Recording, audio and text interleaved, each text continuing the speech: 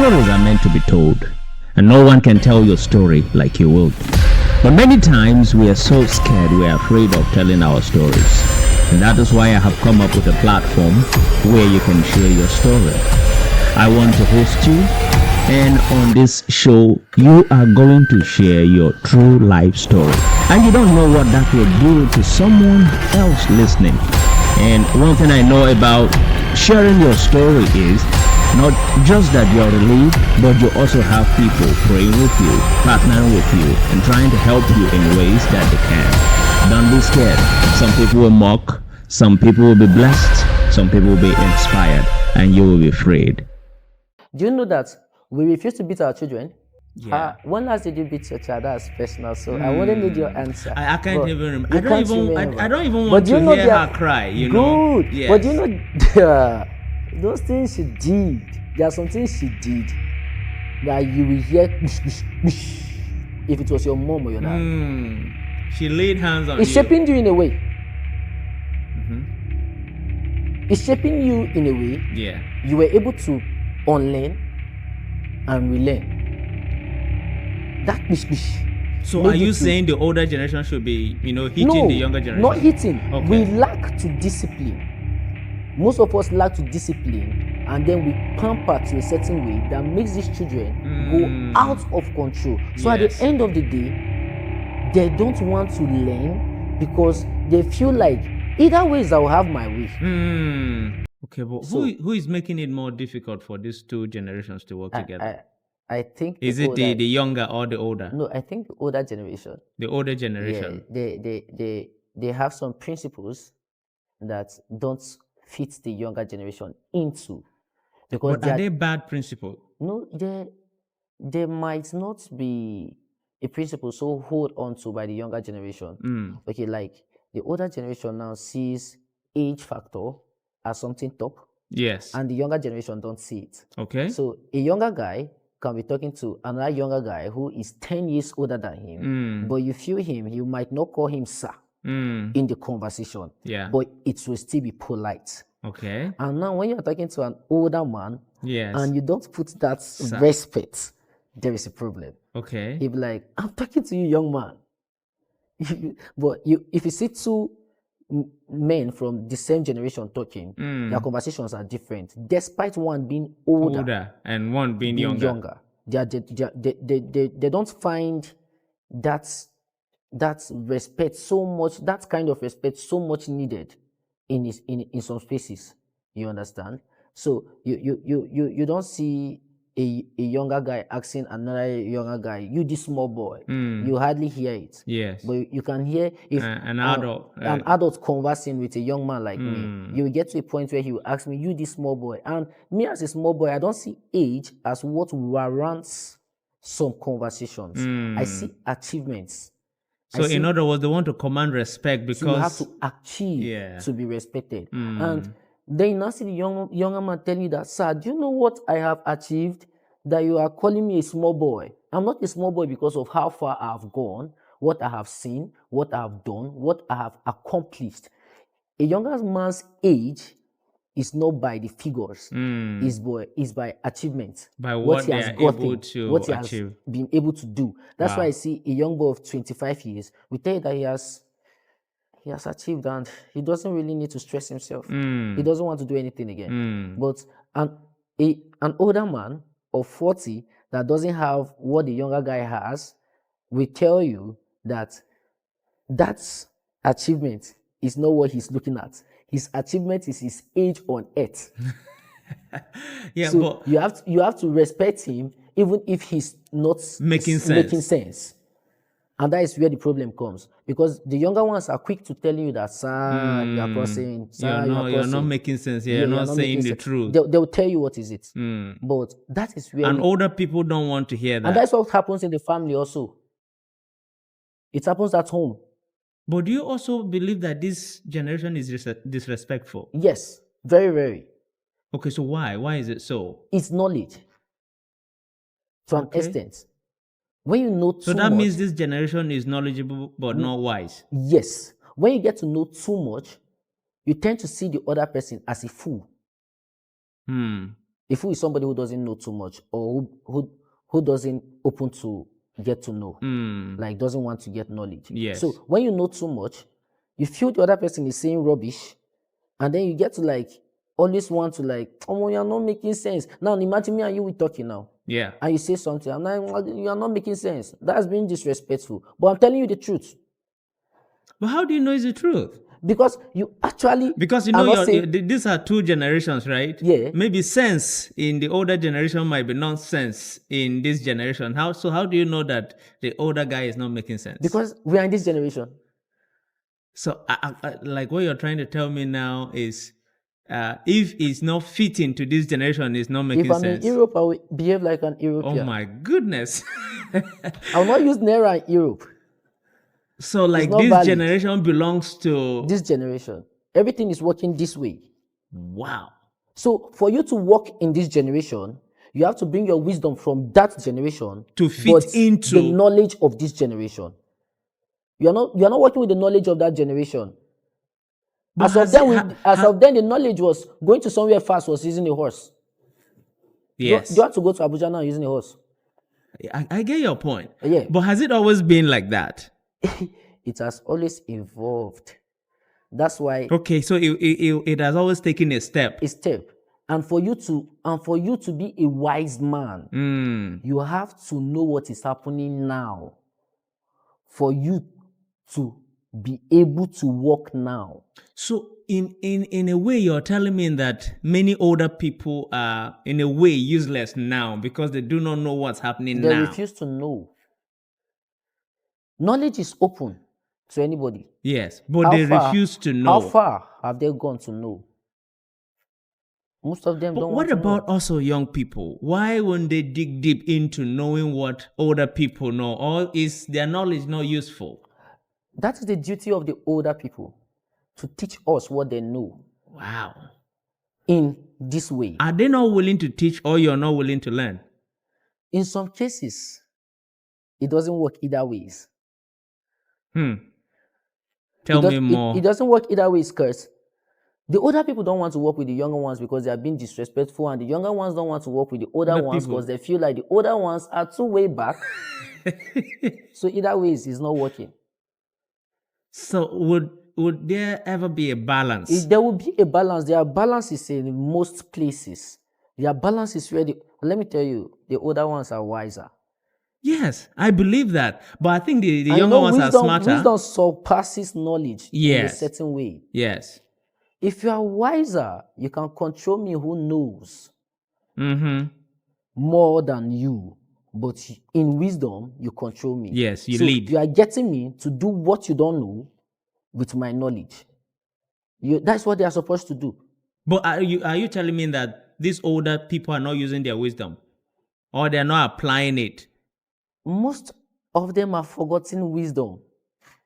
What are they going after now? What they are doing now, let me say, they are also rebelling.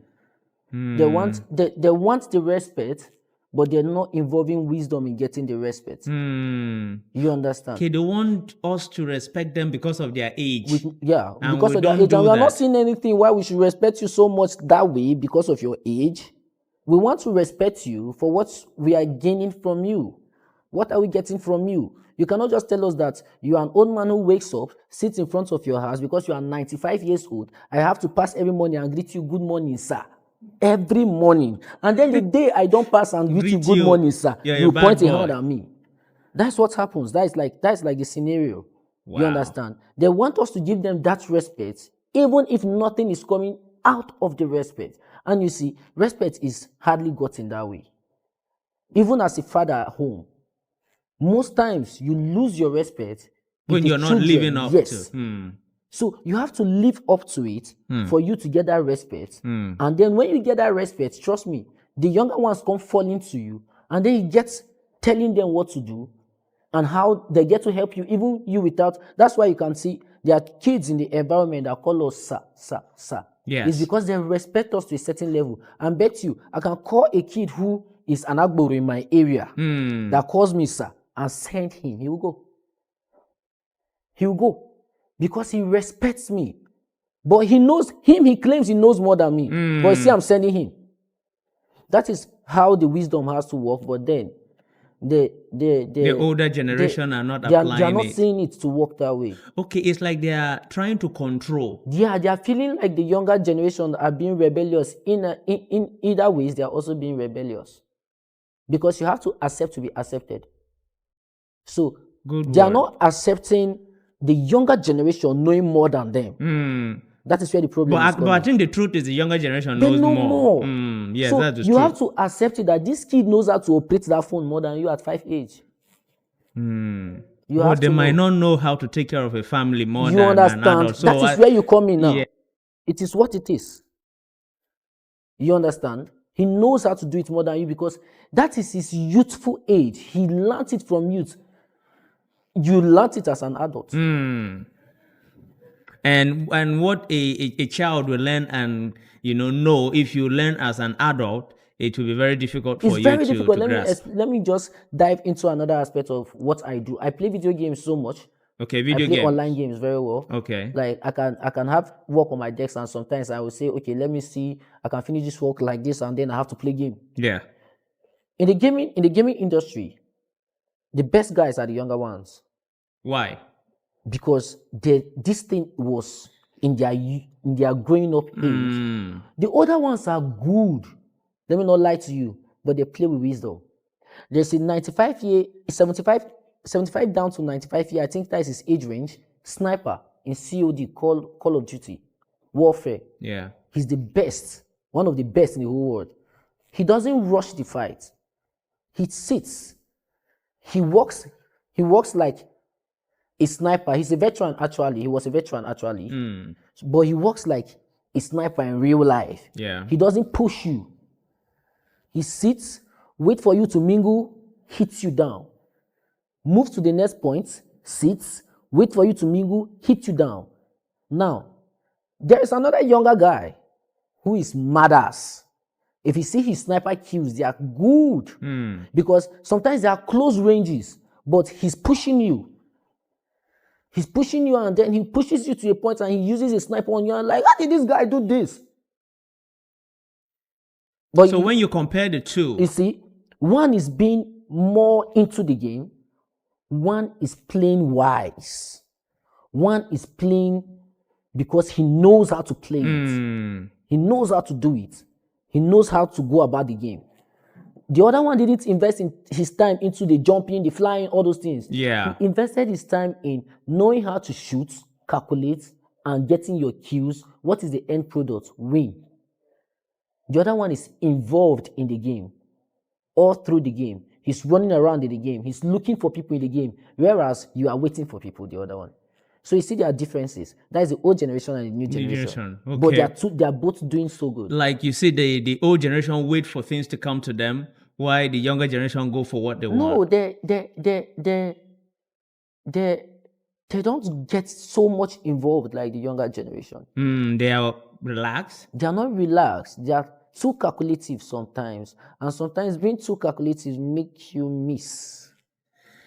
Yeah, but I think one time I hosted someone that says that if you rush like the Russian, you jam like the German. Sometimes you win. Because your enemy is not prepared. But didn't you think the younger generation are jamming like the Germans? Sometimes I push you in my game. I break your shield, and I know that you are going to reload. If I stay and calculate, you will reload. But if I push you, I get you. So, wow, that's a big point. So you're telling me that for us, it doesn't work I am also young. For us, younger generation, we see life as a game. It doesn't work always, though. Do you think to us we see life as a game? That's why we have younger ones dying.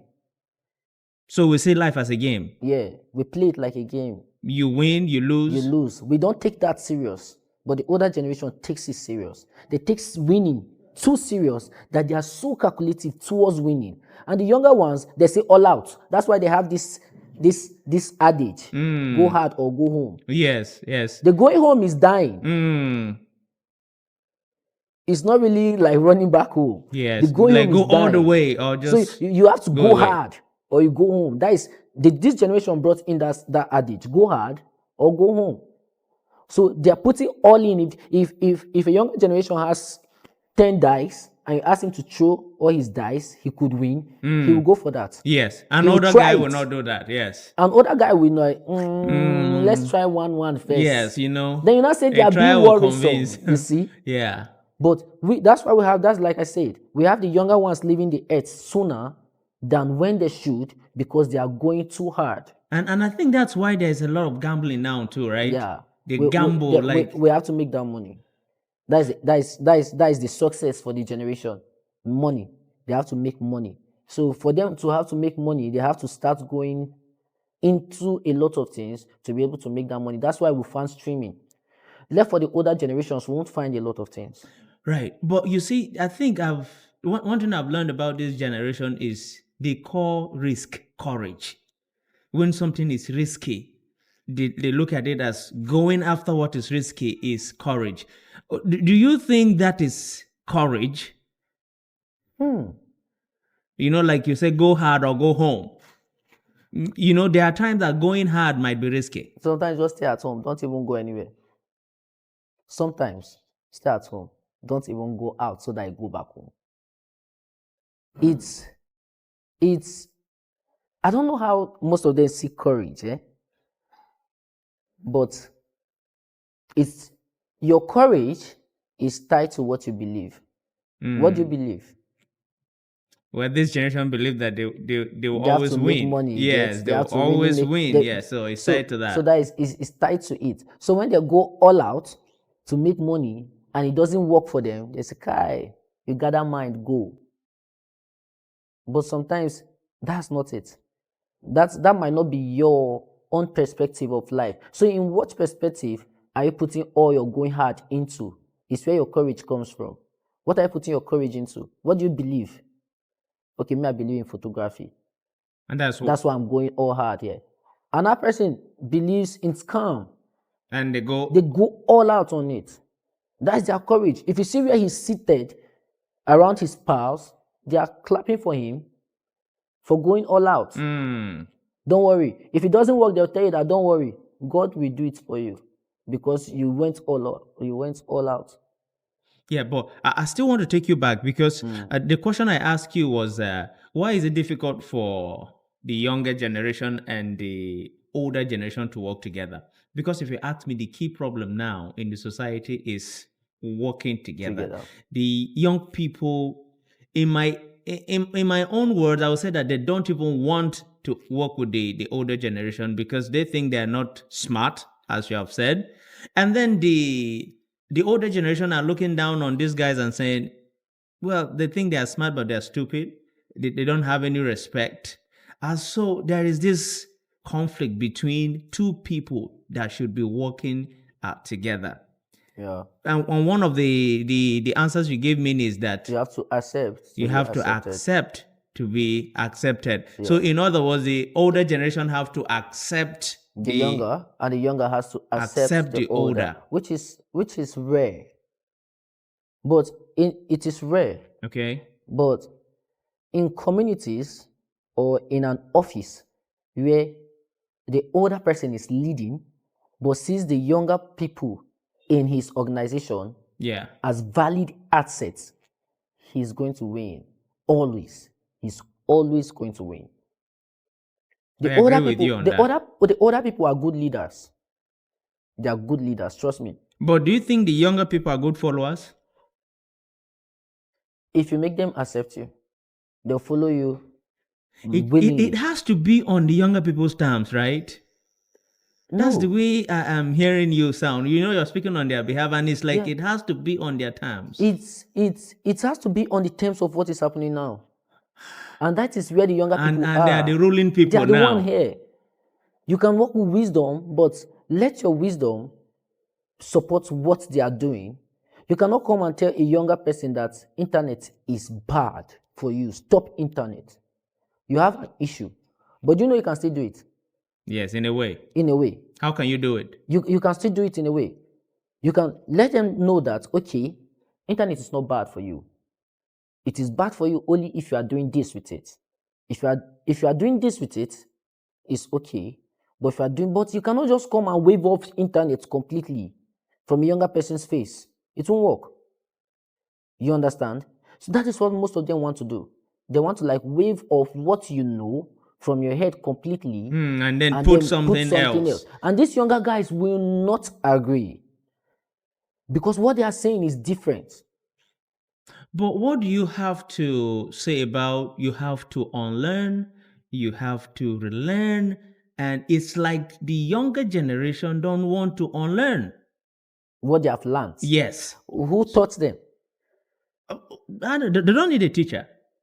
They are good just by themselves. Am I right? Yeah, they are geniuses. Yeah, they're geniuses, you know. They just need a phone or a friend's phone. And so they don't want to unlearn. So, and now how can you relearn if you're not willing to unlearn? When I grew up, when I was growing up, my mom used to beat me so much. Oh, sorry. I mean, my mom used to beat me too. That is what they did to us. And it helped us in a certain way. Do you know that we refuse to beat our children? Yeah. When last did you beat your child? That's personal. So I wouldn't need your answer. I can't even remember. I don't even want to hear her cry, you know. Good. Yes. But you know, those things she did, there are some things she did that you will hear if it was your mom or your dad. She laid hands on you. It's shaping you in a way. It's shaping you in a way. Yeah. You were able to unlearn and relearn. That bish. So are you saying the older generation should be, hitting the younger generation? Not hitting. Okay. We lack to discipline. Most of us lack to discipline, and then we pamper to a certain way that makes these children go out of control. So at the end of the day, they don't want to learn because they feel like either ways I will have my way. Daddy, I will tell your daddy for you. The child will just look at you and say, he will come and query. And that's all. Or they will say, I know my way around daddy. You understand? I'm not saying necessarily you must hit your child. But to a point, we left that out of training a child. Some of us fail to understand that children, to a certain age, are not our friends. They are our responsibilities to train. So it's what you embed in that child at that age, he will be an adult with. And it's hard sometimes to change when you get there. Yes. So you have not taught the child how to get disciplined or how to be disciplined. You see somebody, you talk to, you raise your voice like being angry at an adult, and you see his countenance on his face. He becomes sober that he shouted at me. Yes. Come on, bro. Why will you talk to me like that? If you shout at me, I want to prove you wrong by doing that thing, that right thing that you said I should do better. If you shout at me, if you tell me, come on, why are you behaving like that? I wouldn't want to be shouted at next time. So I want to go do this and do it properly next time. But try it with this generation. Shout at them.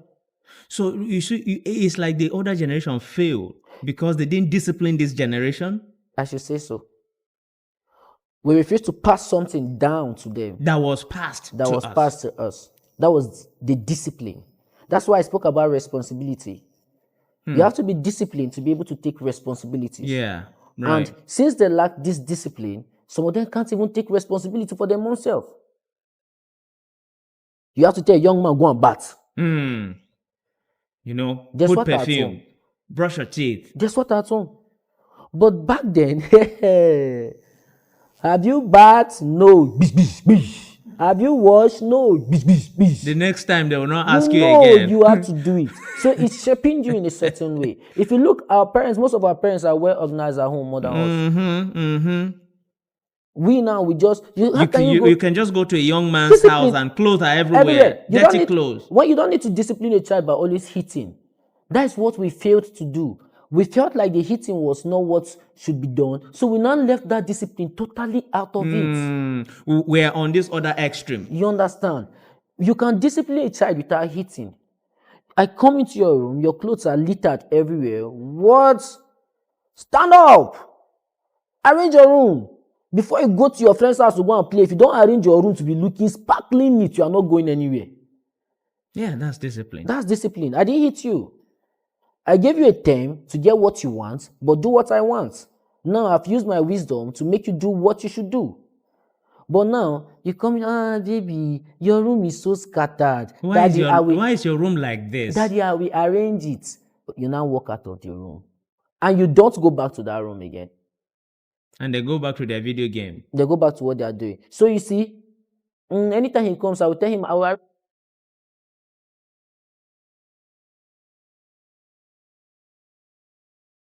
you didn't do something, but you didn't know it's going to affect her later on. You see her growing up into a teenage girl, not arranging her room. You see her growing up into a woman who doesn't arrange her room because she wasn't told or taught or trained how to do it. She was pampered to that extent. That is what we do now. We pamper children to the extent that they lose their morals because we are pampering them and we think we are doing good.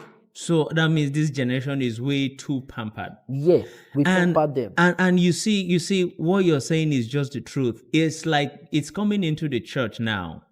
Because I think this generation want church to be on their terms as well.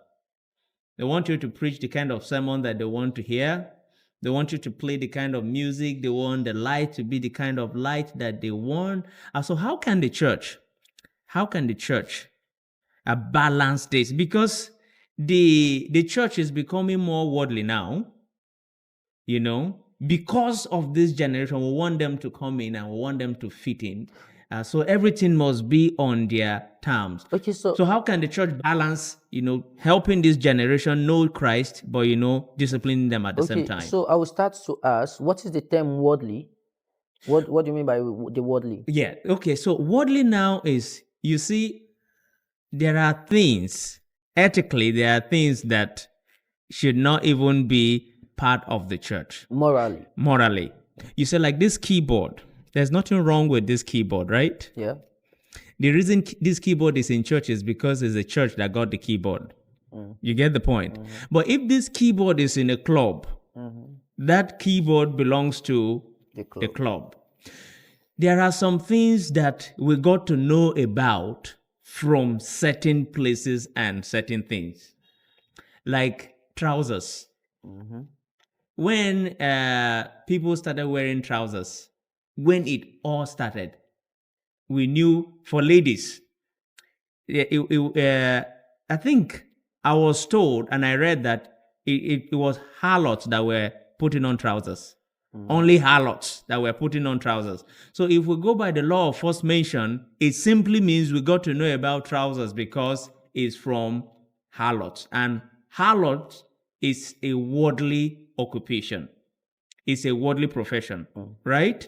So if we're going to, I'm not saying trouser is worldly. I'm just trying to explain what worldly is. So if we're going to go by ladies putting on trousers because of where it came from, we can say trouser is worldly. You understand? Going back to where it started. Now, the light that young people want to see in church today, there's a place that we used to see this light. It was never in churches. Am I right? Yes. In the club. When you go to the club, it's even, I think when I was growing up, it was called disco light. Yeah. Right? Disco. Disco. Yeah. Now, if we look at the word disco, it came from a worldly concept, and anything about disco is worldly. Yeah. All right? So looking at that, we can say that is worldly. You understand? So now bringing this concept into the church, which is what this generation wants. They want this disco light. All right? But the invention of this disco light that we all know was from the club. So that is just an example of what is worldly. Okay? And let me get personal. Is that okay? Yeah, it's good. Okay, I'm saying you with dreads. My hair, yeah. Yeah. What is that called? Dreads. Dreads, right? Yeah. Now, the law of first mention, where we first saw people with dread, I think for some of us, is it Bob Marley? Yeah. And Bob Marley, in my concept, was not a godly person. He was not, okay. He was not. Bob Marley. Yes. Bob was a Rastafarian. And if you trace the history of Rastafarian, goes down to ancient Ethiopia. where even our Savior Jesus Christ is not written in the Bible, but that is where he lands. I like the history. Okay. He lands at the age where Jesus was taken away from his mom and dad, where they left after giving birth to him. Sorry, when they left, they left to Egypt. Yes. Okay. If you notice, we never heard about him again till when they came back. Where was he coming from? Yeah, he went to Egypt went because for learning. He needed to hide. It was in the process of running away from Egypt. They got to Ethiopia. That was his learning phase. He learned through those years. He learned at Ethiopia. You understand? But it's not in the Bible. There are some things that history. will Yes. not be in the Bible. On. Yeah. Good. So because it's not really what it's going to support the Christian faith. So it's not supposed to be in the Bible. It's supposed to be in history, not in the Bible. So these Rastafarians, some of them are born with natural locks. Some of them are born with natural locks, and most of them are born with locks. Yes, I think I had 2 cousins that were born with that. So if you see someone with a natural lock, you will not say the person with a natural lock is something else. And then if we see this, because now our women make hair, they make hair. Yes. And where did they see this hair from? The white women. They put Brazilian hair from Brazilian women. They put all this hair. So should we talk about their hair too? If we want to talk about these hairstyles, because we don't even know the origin of wig. The origin might even be more horrible. Yes. But we have pastors' wives putting on wigs to church. So maybe the question is that godly or ungodly? So if we want to talk about this, our hairstyles now being godly or not ungodly, then maybe we will have to all go on our natural hair the way God gave us. You don't even need to barb. Yeah. Yes, you don't need to. Because Jesus, I believe he was an afro or a full-headed head man. You believe he was a hippie? He had hair. I believe he had hair. You believe he was a hippie? I don't want to say. Okay. But he had hair. So if we want to be like Christ, I think we shouldn't barb our hairs too. But why are we barbing? Yeah, I mean, you have a good point. But let's even go back to the question that you asked, because that's a very good question. That what is worldly, right? Yeah. So I gave you some example, but coming back to life, God, and the Bible, anything that does not honor God, is worldly. Yes. Anything that does not honor God is worldly. So that's the definition of what worldly. Because the Bible again says that even if we eat or drink, we should do all things to the glory of God. So the question will now come. Let's say now I am putting on a skin. I'm having a skin cut, right? Yeah. The question is, does it honor God? If you ask me, yes, because there's nothing dishonoring with me having a skin cut. Now your hair is different. So the question will be, does it honor God? Okay, so I will answer you in that aspect. Good. Has your hair made someone else sin? Your hair. Has it made someone else sin? Not that I know of. You honor God. Has my hair made someone else sin? I think I should be asking you that one. I don't think so. Okay. So I think my hairstyle honors God. The thing is, what shouldn't honor God should be what makes another person sin. So I might not eat from this cup. Because by eating if I eat from this cup, I might not be intending to do something wrong. But it might make Elijah sin.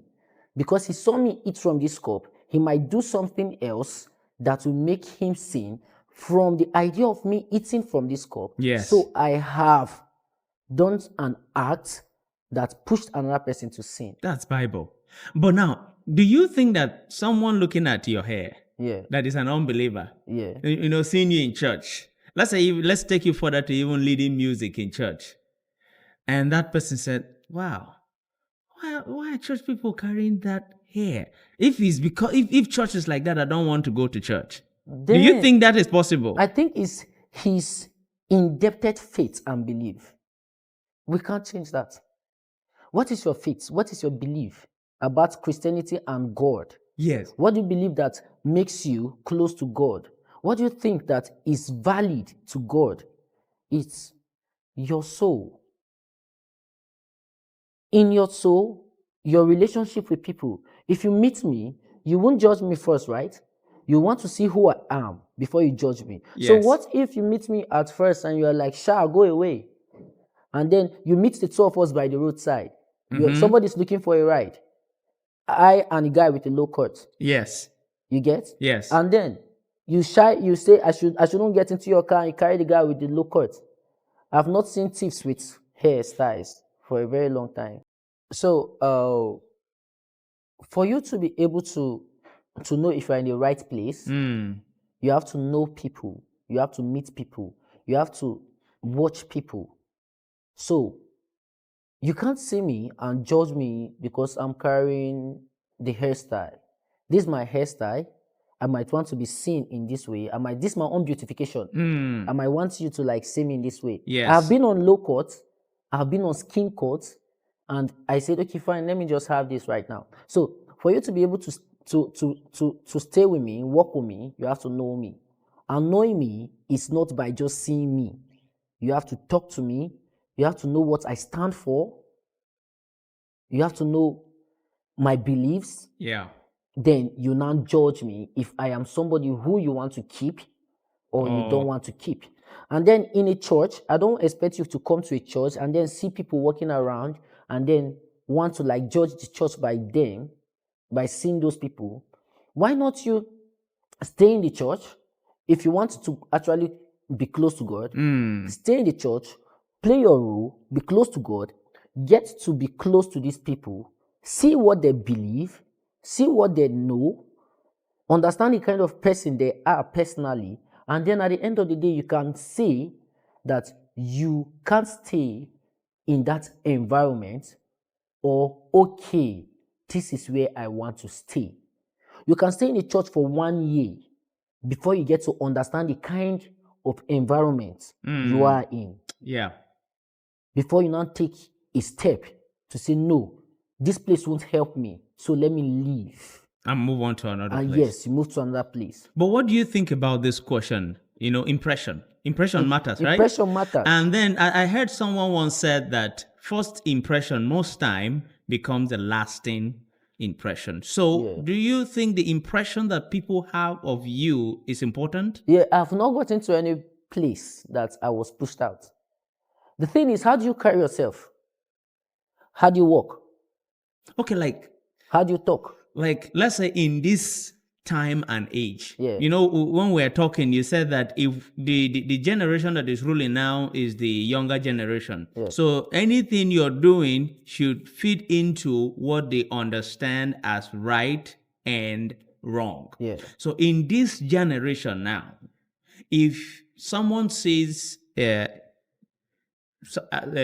someone says you with dreads, what's the first thing that comes to their mind? Okay. What's the first thing? Before you see me, sentiment aside. Yeah, before you see me, you have to see how I'm dressing. How am I dressing? What am I putting on? Am I dressing like that set of people you don't want to relate with? That's why if you see me around, I try so much not to dress out of character. I can wear big trousers, but you never see me with a painted shirt.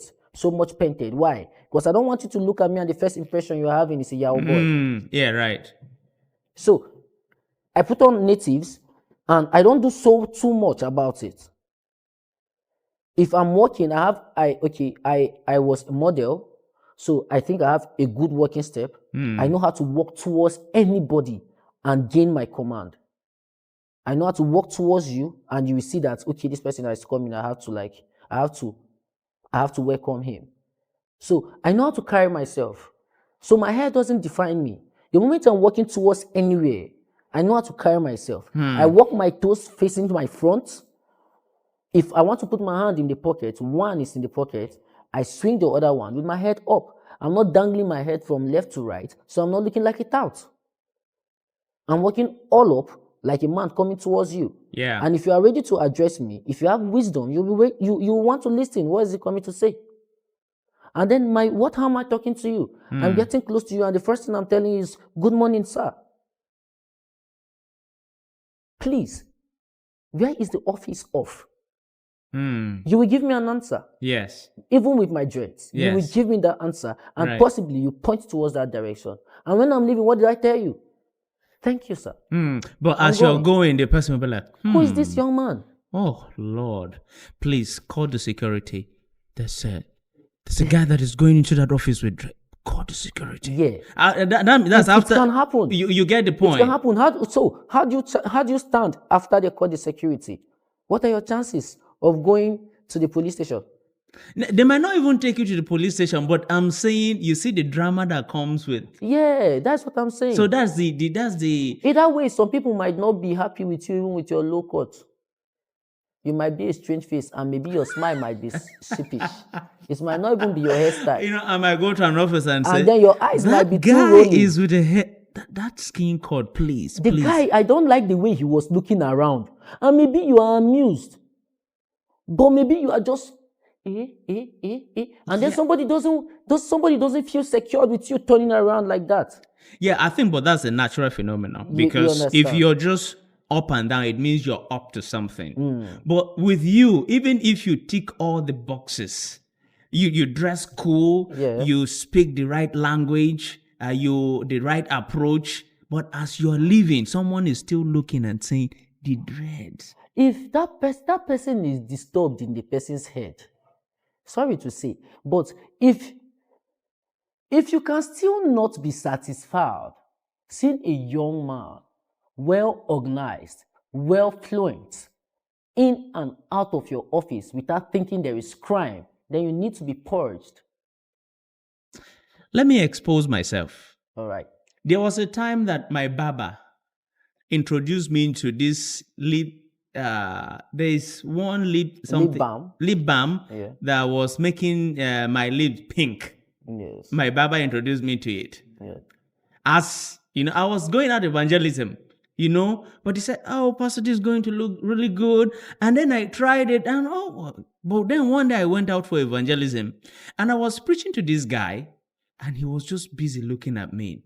I was like, what's going on through his mind? But after preaching, he was like, Pastor, your lips pink. Oh. I was like, okay, pink. Do you know what happened? I started sweating. Because I never knew that my lips were becoming a stumbling block. But do you know what happened? The moment I got back from that evangelism, I didn't put on that again. Is it because I hate it? No, but it's because it was becoming a stumbling block. Now, there are other people that will put that and there will be no issue. But as an evangelist, applying something on his lips so that the lips will be pink, for what purpose? There is a why. Why is he doing it? Many times if someone sees you with dreads, the first thing that will come to their mind, someone like me is, not even to judge you. Mm-hmm. Yeah, there must be a reason. So I want to know, who is he? Yes, why is he keeping? Is he a footballer? Yes. Is he a musician? Yes, Is he a stylish person? Is something good, But then when it's not just like that, because this is not the norm. You agree with me, right? I agree with you. And this is not the norm. But what if your lips were naturally pink? What would you have done? That would be a different case. Okay. And you know why he was able to notice it? Yeah. Artificial is always artificial. Yeah, artificial. It was showing that pastor was applying something. Okay. You get? Yeah. Now, because was it a sin that I was doing that? No. Not at all. I'm not going to hell because I was putting something on my lips. But putting something on my lips, I was hindering people from going to heaven. What I was applying was becoming a stumbling block. There was a time I was watching a program with someone, and then a pastor came on TV, with earrings and, dread and, And the person said, this person cannot be my pastor. And I'm like, why? And then he or she pointed yeah, at the hearing, yeah. and and now that was avoidable. The pastor could actually avoid that. Yeah, he can do that on his own personal day. It's avoidable. You get the point. Yeah. And so when we look at the time and age, because God wants us to understand time. Wise people have the understanding of time. Yeah. That's why we use clock. Yeah. You know what you should do in the morning, what you should do in the afternoon and evening. So the time that we are in is a time that people just suspect you until you're innocent. Yes. Here is not being innocent until you're proven guilty. Yes. You're guilty. You're innocent. So why add to it? Okay. So that's the angle I'm coming from. Me personally, my own personal experience, I've not been to any office where I've been kicked out or not attended to because of the way I look. Personally, I've been to government house, I've been to places where I've given road, but I think all this goes down to the way I carry myself, the way I portray myself. You might not want to see, but you will see it. You will see because it's evident. I don't shy away from it. So I know I'm carrying a dread. So I know I already have a minus. I'm handicapped already.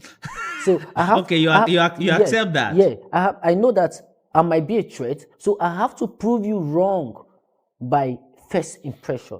I have to make you know that this person coming to you is not that kind of person you want to see him to be. It's not that person you are thinking he is. So I'm taking off anything that will make me look like that kind of person you feel I am. So, when they see you, they feel like Agboro, gangster, all those things.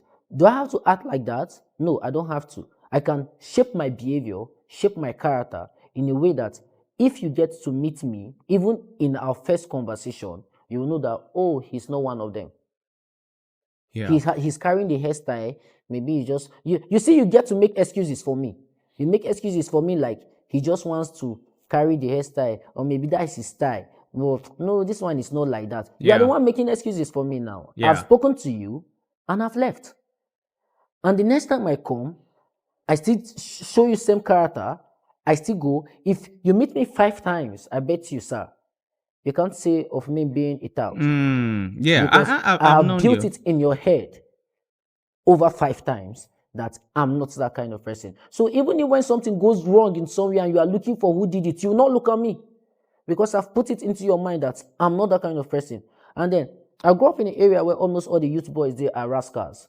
And you know, till this point, something happens, and when something happened one time, and somebody was like, I and my friend passed that way. And then somebody else in that place stood up and said, Kai, stop that. That boy, no, him and his friend. And then another person said, no, leave those ones. It's not them.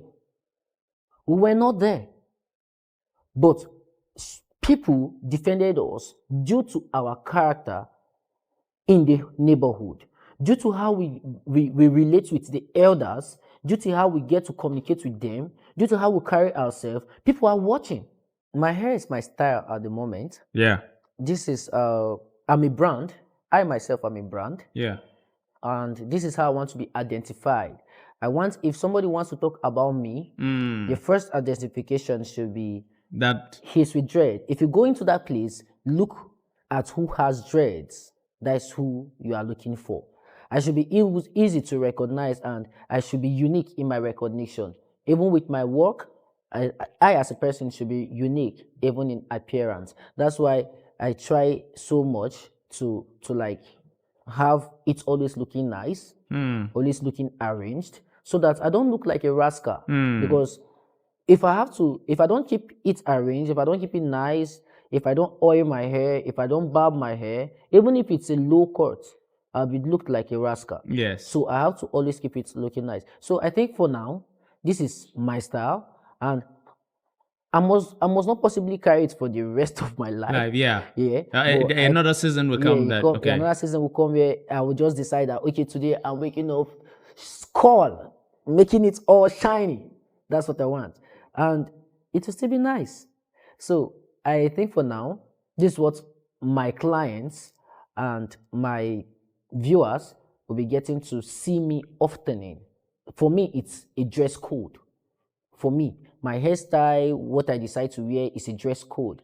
I can have it for a period of time and then I can change it over a period of time again. And you don't blame people for looking at you me in a way. It's now my duty Okay. to make you to see me in the light I want to be seen. It is my duty. I know what impression you might be having. That is why I am giving you that impression that no, that is not who I am, and this is who I am. So now you have to see me. If we don't converse, fine. But if you always see me around, you might, if you keep seeing me around, even without me conversing with you, you get to understand that, okay, this person is not that kind of a person. And that is how I go about my daily life without really having issues with people. Funny enough, with the police harassing people around, severally, police have never harassed me. I've passed their hillocks so many times, and then when I'm passing, I'm looking at them because there's nothing here, just me and my style. And then sometimes we look eyeball to eyeball, and sometimes I nod my head for you, and then they nod back. I'm like, okay, fine, I'm good. Okay, we can go.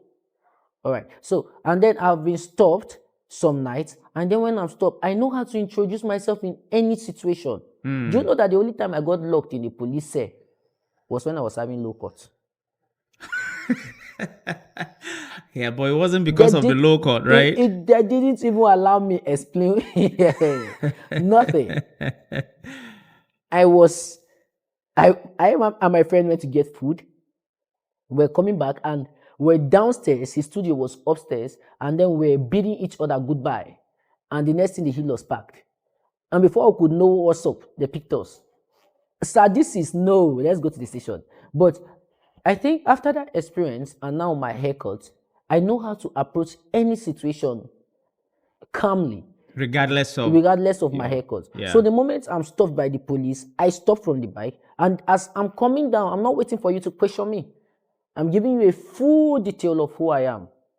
I'm telling you, okay, I'm Samuel Adike, I'm a photographer, I'm coming back from my studio at so place, I'm going to my house at so place. So what's the next question you want to ask me? I've given you every detail you need to. Instead of you asking me who I am, I've given you who I am. Where are you coming from? I've told you. Where are you going to? I've told you. So the next thing you want to ask me is... So you know how to handle the police. Can I see your phone? And if you say, can I see your phone, I will tell you. If it is not going to waste our time, I will be here. But if it's something I can come back tomorrow and get it, I can leave you with it. If it's going to take so much time. Wow. And I'm giving you my phone. I don't care about people saying I cannot allow the police to check my phone. If you have nothing in it, let them check it. Wow. It saves you time. It saves you drama. That time you are there struggling. Police cannot look through my phone. You are already creating suspicion, brother. Right. Why doesn't he want us to go through his phone? We must see. See it, yeah. But if I tell you, this is my phone, sir, you can go through it. The password is so and so. This is it. And you'll be like, So don't tell us everything now. There's nothing much we should do again. Now you'll be opening the phone, and when you begin to see what I'm telling you, you'll be like, this one is, there's nothing. Take your phone. You'll be like, you have wasted your time. So you have to know how to address situations, even with your low cut or even looking nice. Dreads. You have to. That's why most of the boys they pick. Look at them. They are with low cuts. 98% of them. If they post on the page, go and see ESCC page. All of them are on low cuts. All. You hardly see somebody with dreads. If you see 20, none is with dreads. But some of them get away because of how they address the issue at the moment. Some of them don't get away because they are guilty, and then they have to resist. So why am I resisting when I know I have nothing to be worried about? So I'm letting you in because I know there's nothing there in my cupboard. Look at it if you want to look at it.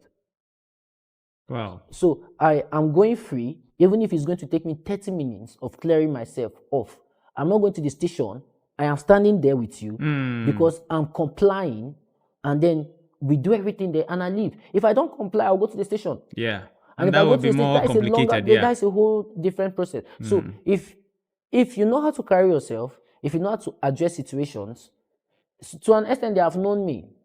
I'll pass and they'll be like, Dada, you don't need pass again. I'll be like, sir, now the close. They'll be like, waiting there for us. And if I have something, sometimes I give. So now they know me. They know that, okay, this particular guy, we have stopped him twice. He's not that kind of person. So there's no need stopping him again. Let's leave it. And then the length of my hair speaks a lot. It speaks time. So for you to be able to carry dread as a young man this long means you have not been harassed to take it off. Means you are not somebody that they can harass to take it off.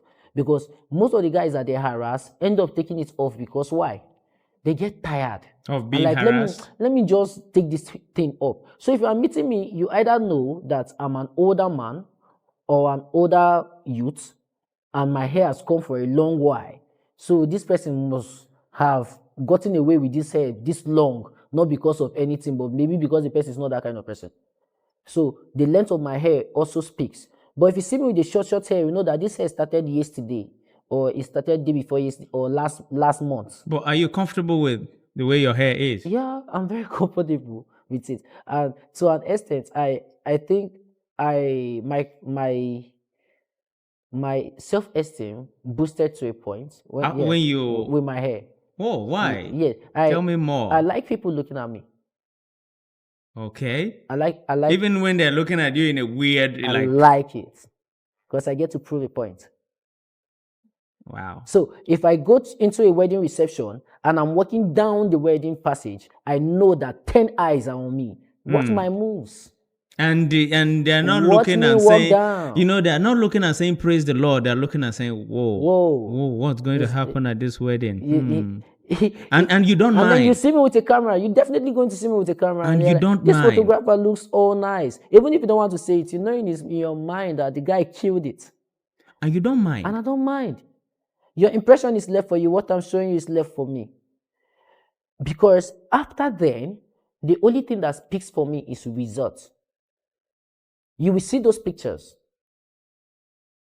And when the pictures come out, boom, you'll be like, oh, that guy with all his swagger, the picture fine, he's being work. And that's what matters to you. I've got a lot of people recommending to me because of they are like, that guy that is fashioned, now he should be the one to snap you because of his fashion. So they believe that since I'm fashion, I know what to do. I've had those situations too. If you go to a studio where you have somebody with dreads and then you have somebody with low cuts, and they say you should choose one of these photographers, I believe you want to choose the guy with dreads because you believe he's the swagger there. He knows more. Okay, most so I think this generation believe that swagger is the cool of the day. I don't know about them. Because even, the way young people praise their pastor, my pastor have swags, like you have to make somebody want to participate in what you are participating in. And then it's swag is the pastor, swag. Let me tell you, if you don't have swag, most of these boys won't be here.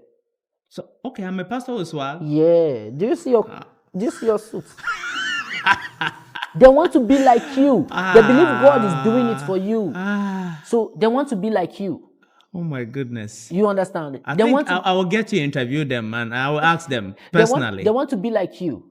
You are a role model to most of them. You cannot be putting on some certain kind of clothes and these children want to dress like you. Go to Christ Embassy, sorry. But if you notice, most of his members want to be like him. So they dress like him. To an extent, there was a time they started palming their hair like him. He was their role model. So they look at him as a pastor with swag. You as a pastor is a role model. So for you to be a role model, you have to be up to the expectations of the people that you are their role model. Yeah, what's the meaning of swag? The swag. Swag, what's the meaning? Depending in the context. Okay. There's swagger in the worldly context and then in the godly context. So tell me the godly context of swag. I might not really be right, but swagger means looking neat, looking kept, looking all outgoing, looking sharp. Like you look neat. You cannot be a dirty pastor at all. And want children to follow you. They wouldn't see a need following you. Because at the end of the day, your lifestyle doesn't portray what they will want to live for them own selves. So you see where you will lack, but you have the swagger. Now, a child wants to dress like you. They are telling him to come to school for professional day. And then he say, Kai, I like the way pastor used to dress. I want to be a pastor because of my pastor. So that's the swag speaking for you. Your swag has spoken for you. So you see, the kid wants to dress like you because he likes how you're looking. So if you don't look well kept, kids wouldn't want to look like you. Kids wouldn't even want to sit in your congregation and look at you and even listen to what you are saying, because what you'll be saying won't be blending with what you're looking. Have you been a preacher before? I have been to 3 Bible classes. Wow. So, yeah. That is why most times pastors try so much to look good so that their followers will be able to follow them and emulate. And emulate what they are preaching. You cannot be telling me God is good and then you are not looking like God is being good to you. But sometimes it's like Job. There's a starting point, sir. And everybody knows when it's starting. Okay, but there is that point where everybody wants to see the goodness of the Lord. And even at starting, you don't need to start like somebody who doesn't have God. How does people that don't have God start? They just start. Anyhow. They just start. But if you have God, then all things are going to be possible with you, and with belief, you can start living to your expectations even before getting there. So you can have 2 suits. This Sunday, next week Sunday. This Sunday, next week Sunday. Washed and ironed. If possible, starched. So if I may ask you, what do you think makes young people go to particular churches? Like, what moves them? Is it because of the word of God or the pastor's swagger? So, now. That's a direct question. People go to places because of what they tend to gain from that place. People go to places, even churches, because of what they tend to gain. Sometimes the word of God is not all what people are looking for. They want prosperity. They want to prosper in their businesses. And they see that if I go to this denomination, I'll be able to prosper with God and with the crowd. So you see, if I go to a church that has 10,000 followers worshiping, and even 1,000 knows me as a photographer. Yes, you're going to. I'm going to do well. Right. They are going to push me. That is the church has been able to provide for me followers or clients. So most of these teenagers these days, most of these young ones, they don't just go to churches because of just the word. They go to churches because of who they hope on meeting in church. Who they hope or believe is going to change their story. God is going to use to change their story. In church. So they are not just going with the expectations of listening, they are going to the expectations of being blessed and receiving from the church. You understand? So you like me, I will go to a church, and if I go to that church and I see that I'm worshiping God, but my business is not really prospering, and even if I bring a business to the church they send me. And then one day somebody invites me to another church, and I go and then I put my business out there, and then people come, you think I'll go back to the other church? Even if the word is in that other church. There's the word now. This new one, so there is the word. But do you notice what happened there? No. One of the churches added more than the other church. The other church, I was getting the word, but I was not outside the church. I was not benefiting from the church. I just come and get the word. But the other church now, I am benefiting from the church. Even outside the church. So I'm not going to church on Sunday. I'm not. Today is not Sunday. But a church member came to my studio. Yes. Do you know how happy I am, or I will be? See you in church on Sunday. I'm like, Mother, your picture was fine, though. I like you, this photographer, and then you're telling another church member, this boy that was the one that's not my church. Do you see that even while receiving the gospel, I'm still going to receive blessings from that same place, and my business is still going to flourish. And that will motivate you And to stay in the church. you see, this our brothers from the east. Most of them go to the same churches. They are business partners. Mm. And they knew each other from that place. Yes. Most of them knew each other from that place. You sell containers, I sell timber. You buy from me, I buy from you.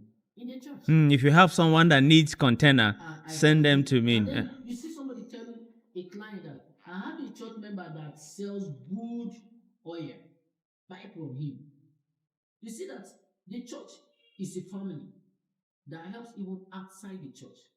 So even when you are not in the church, what is your church doing for you outside the church? That is what most times makes people leave some churches to join. Go to some churches. Because what they are getting from that church is not just message. They are getting help. They are getting love. They are getting patronage. They are getting relevancy. I was a gospel rapper.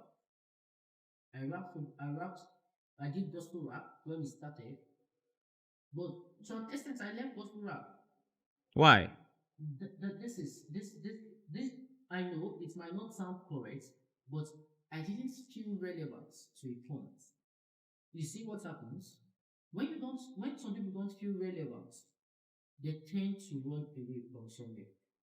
It only takes the direction and guidance for you to stay somewhere that you're not relevant. So when you feel like you're putting on efforts, and the people you are working with are not seeing that effort, sometimes you feel like you're not too good. There are some personal questions that I want to ask you. Okay. A few of them, we've had a very wonderful time already. But one of the questions is, what experiences have made you the person you are today?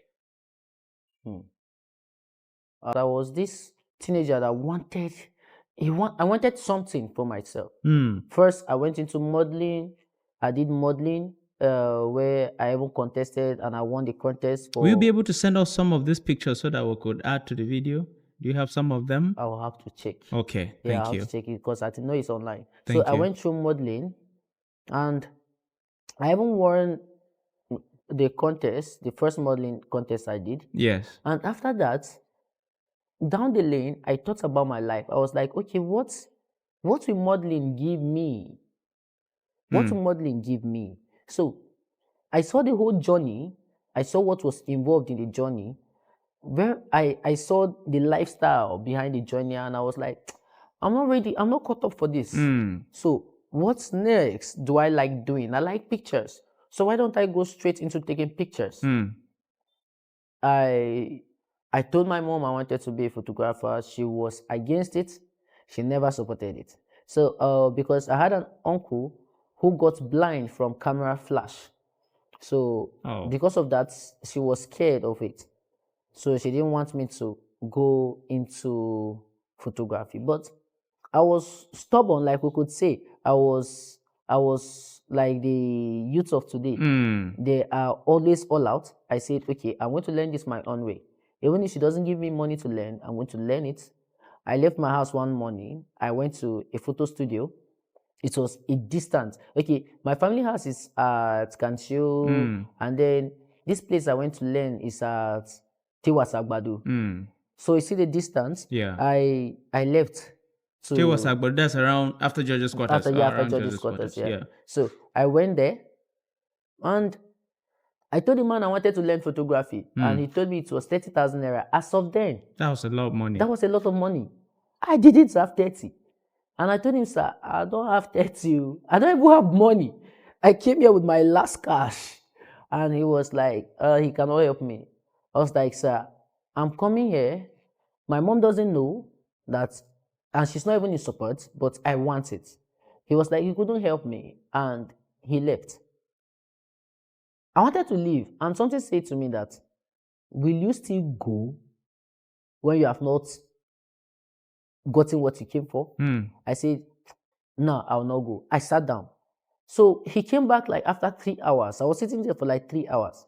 He came back. Before he came back, I had already started conversing with his worker, and then I already started helping with little things like carry this thing from there and give it to me, bring this thing and give it to me. Or okay, I started like following like an apprentice. So when he came back, he was like, you, this boy, are still here? I said, yes, sir, I'm still here. He said, what do you want? I said, sir, I don't have money to pay you, but I can work for you after learning to cover up my pay for learning. The man looked at me. Who is this? I think what has driven me all this far is been my mentality and where I always keep my focus. So I told him I'll pay you with working for you. After learning. He looked at me and he was like, okay, let's see how that will work. He was like, I should come back tomorrow. And this is what I always tell people. Whenever you are going for an interview, be prepared. Go to work. Go to start. So that if they just ask you to... You start. Why?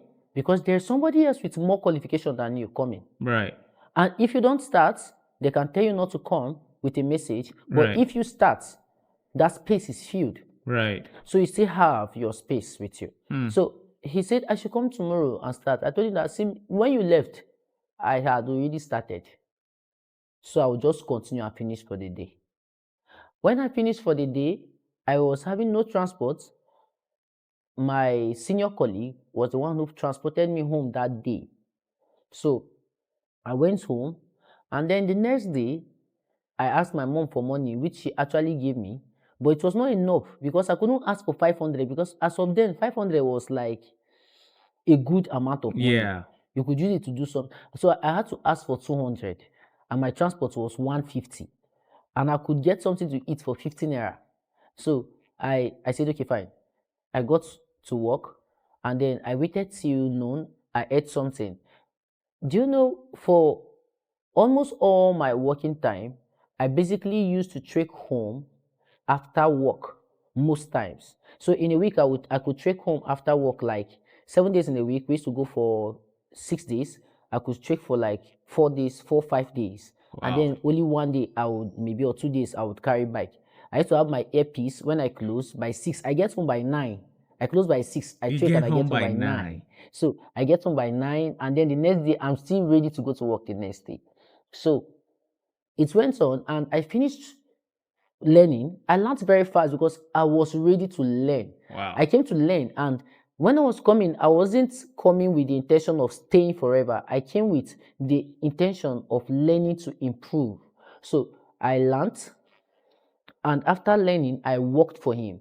Immediately after my 3 months of working was over and I covered my salary, I went to him one morning and I was like, sir, sorry, but I think I've paid you for learning, and I'm very grateful you gave me this opportunity.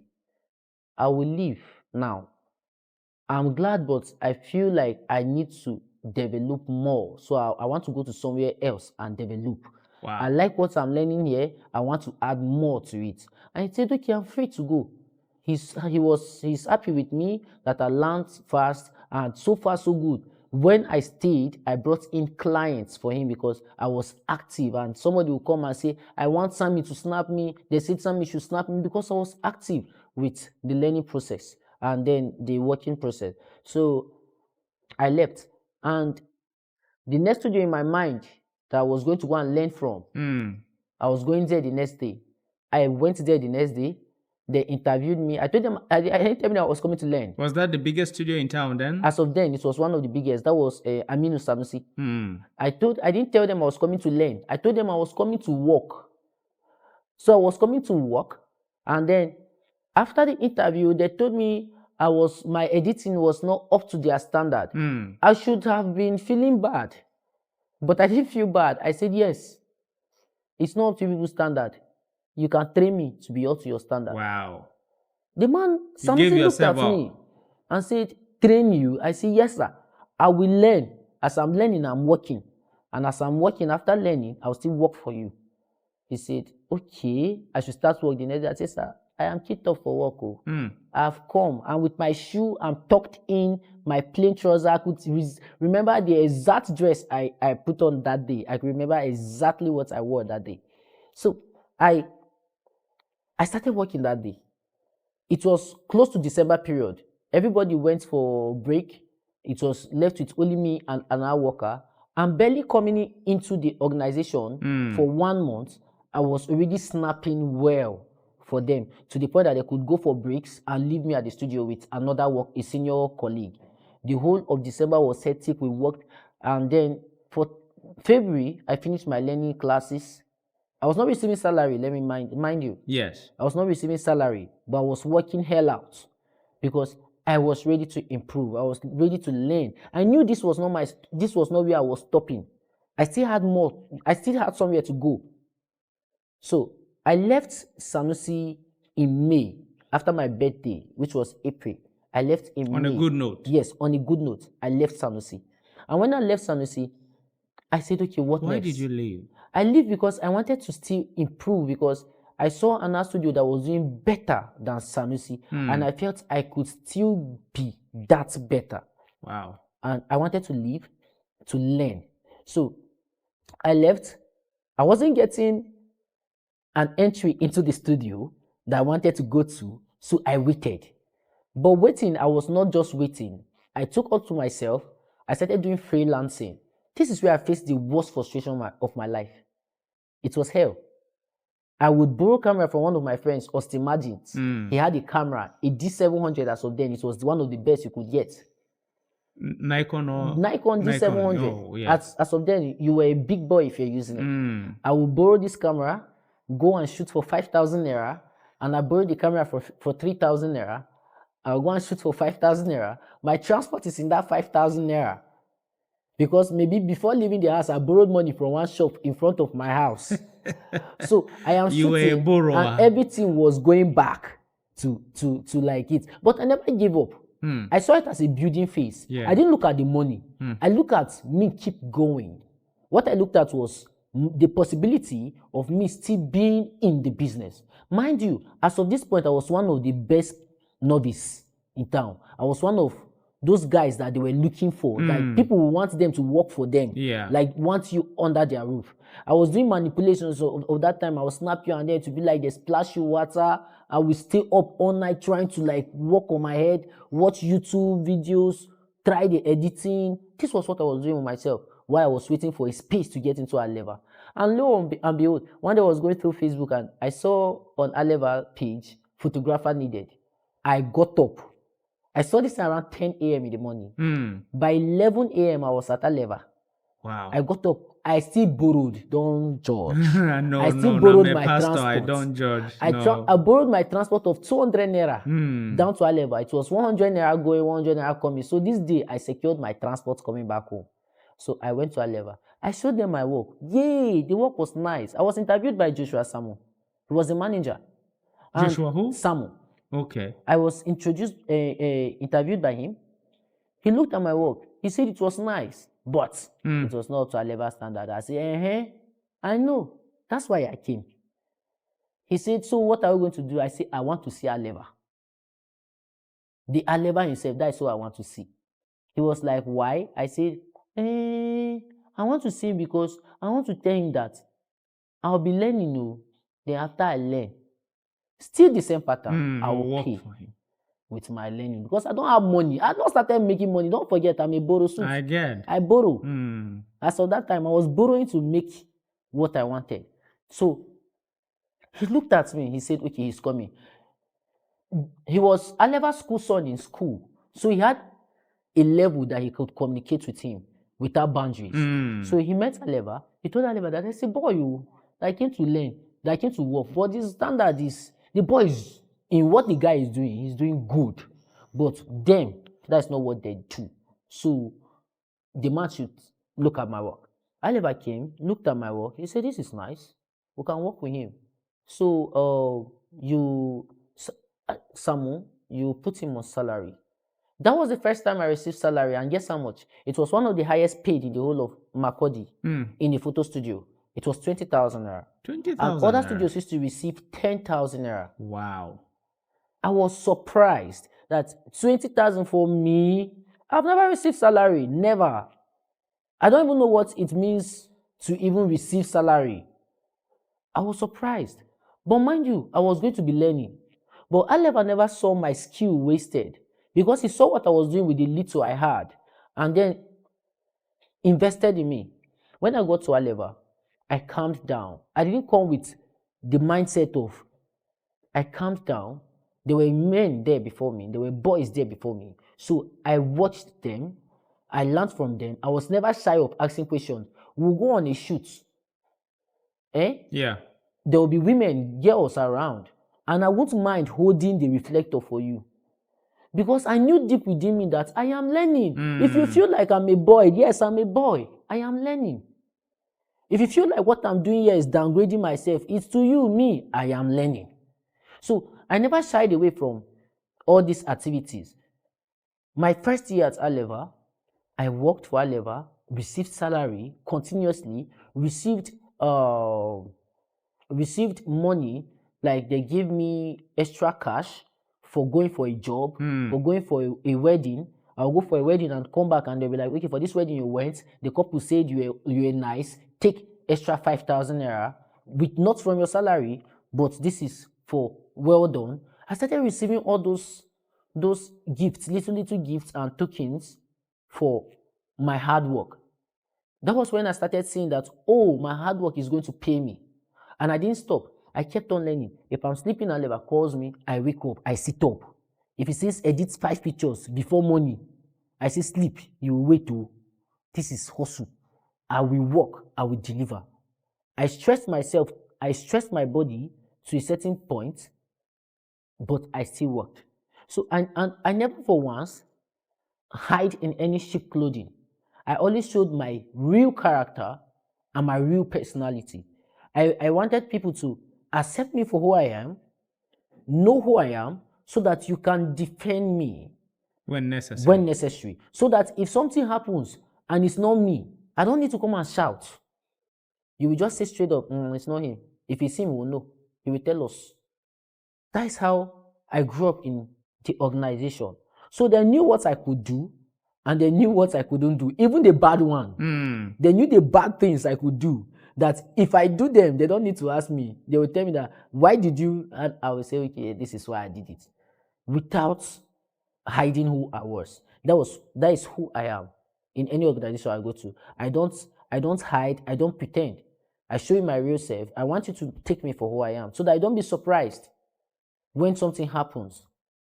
You expect what is coming.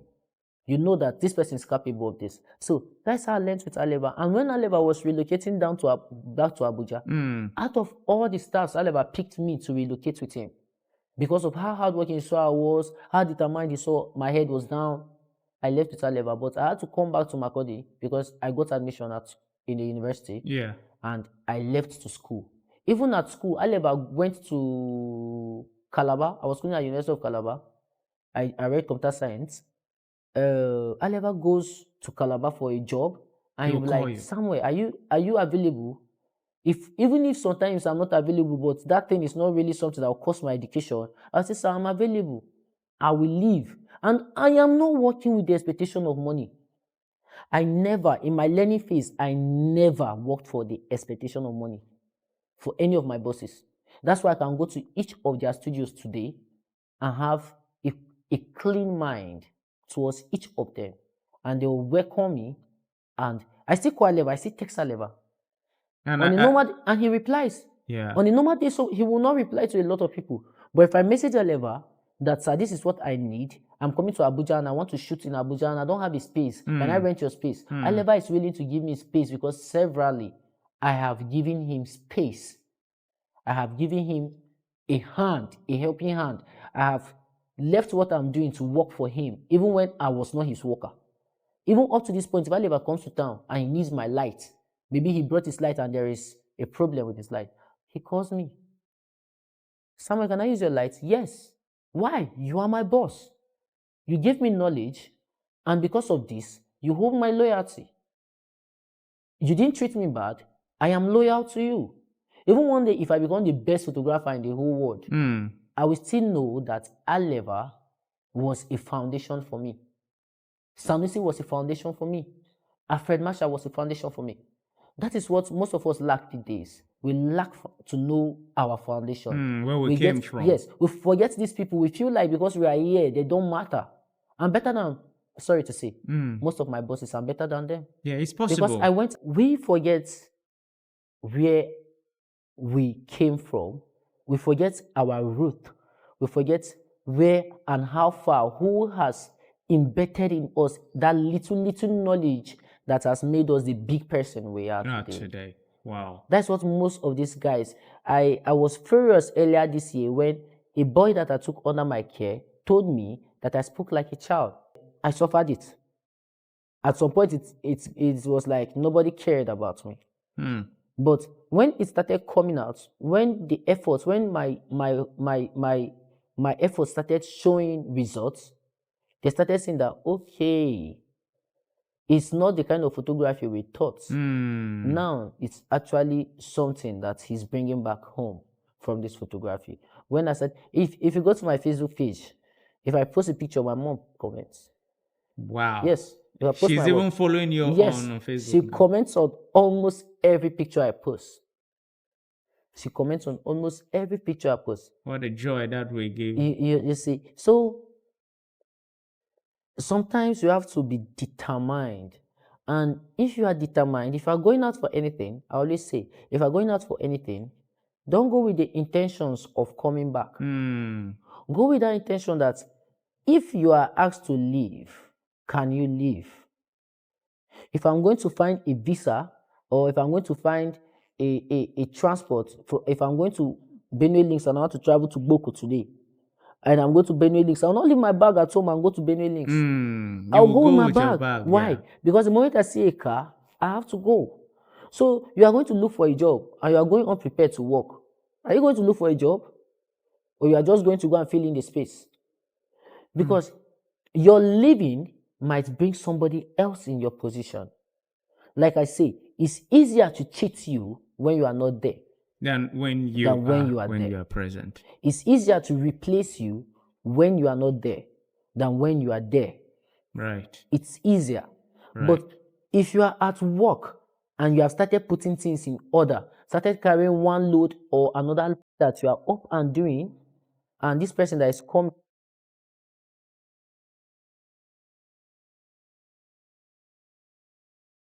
you are doing, that brings somebody else who they don't know anything about the person's character, fill in your space. So I always go to anywhere. If I'm looking for something, I'm going to anywhere to get it if I am opportune to get it that moment. In other words, you go prepared. I go prepared. So I go prepared and I go ready and I go with a mindset of negotiation. Be ready to negotiate in some cases. When things are not in your favor. In your favor, be able to find a negotiation path to negotiate your way into anything. Okay, sir, if I can't do this, if you cannot give me this bank job, then what if I bring back to you guys 30% annual interest? Other people are bringing 10%. You are telling them you want to bring 30%. And when they give you this job, you have to work hard to bring that 30%. And your deal could be, I'll give you 30% in a year, and then the next year you increase my salary and promote me. Wow. And if you do it, they will see that they have an asset. If other people are bringing 10% and you are bringing 30%, that's an asset. They will keep you, promote you, and you keep doing it. You have to go around it. You have to negotiate your way into it. Wow. So I think most of my lives, most of the things I looked for or I went in search for, I didn't leave this out. I always went prepared. I went with a negotiating mindset that if these people cannot employ me, what are the chances of them keeping me? Can I still be around? And then it got to a point where it was too much, so I had to leave. Because he will have his guys come around, and then when they come around, they'll be saying some kind of things. And trying to look down on you. And then sometimes when I say something, they'll be like, I should get out of here, you this Jew man. I'll be like, I'm a Jew. They will not shoot me in school. I told them something like that someday, and they got angry, and I ran out of the room. I ran out of the room because they stood up for me.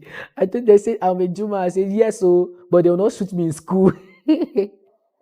And I ran out of the room. I didn't come back like for 2 days. I had to sleep at my secondary school mate's house for like 2 days before I could come back home. And when I came back home, I was coming back home with an apology. Did you get what I tried to say there? I'm getting your analogy. You can be from two different places or doing two different things, but you have to have the same zeal to be able to push each other. Because as I'm waking up from my house, if you are my best friend, I am going to your house to tell you that, oh yeah, Mo, they go. Let's be going. And if we are going, I know that we are departing at some point, and that departure is not painful. It is because for our own good, you have to go to your fishery. I have to go to my mechanic.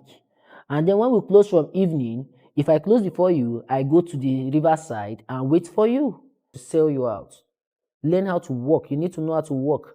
You need to know how to dress. That's carrying yourself. You need to know how to talk in environment. You need to know when especially talk. this time that young people talk anyhow. Yes, you need to know when to be aggressive. You need to know when to be reserved. You don't even need to be aggressive in most situations. You need to know when to make a call when it's getting out of hand. You need to know all this. Right. So I think that is what I have to say for now. Thank you very much, Sam. Thank you. I've known you for, I think, this is the third year, sir. The third year, right? Yes. And you've always been respectful. I can't complain. Anywhere we see your greeting, we're always smiling at each other, and I'm grateful. I didn't know that I even had any swagger until you revealed it to me. I told you one other day. I told you I wanted your gene. Yeah. I believe you 50%, but today is 100%. Thank you for being a good neighbor. Thank you, sir. It's been a blessing, speaking to you, getting to hear from you. Thank you very much for coming on the show. Yeah. Okay, so it's been a wonderful time with Brother Sam, and I enjoy, speaking with him. If you have a story, people need to hear it.